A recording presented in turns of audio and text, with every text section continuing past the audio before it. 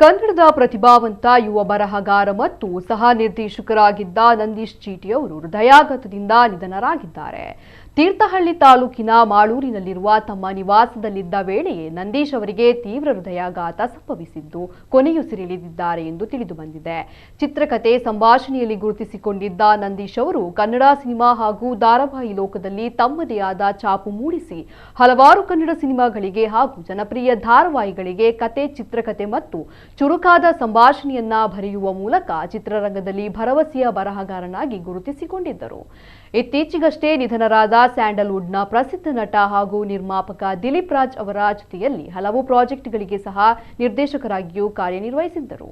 ಕೇವಲ 37ನೇ ವಯಸ್ಸಿಗೆ ಪ್ರತಿಭಾವಂತ ತಂತ್ರಜ್ಞರನ್ನ ಕಳೆದುಕೊಂಡಿರುವ ಕನ್ನಡದ ಉದ್ಯಮಕ್ಕೆ ದೊಡ್ಡ ನಷ್ಟವಾಗಿದೆ ಎಂದು ಸ್ಯಾಂಡಲ್ವುಡ್ನ ಖ್ಯಾತ ಚಲನಚಿತ್ರ ಸಾಹಿತಿ ಕವಿರಾಜ್ ಸೇರಿದಂತೆ ಚಿತ್ರರಂಗ ಹಾಗೂ ಕಿರುತೆರೆಯ ಹಲವು ಗಣ್ಯರು, ನಿರ್ದೇಶಕರು ಮತ್ತು ಸಹೋದ್ಯೋಗಿಗಳು ಕಂಬನಿ ಮಿಡಿಯುತ್ತಿದ್ದಾರೆ.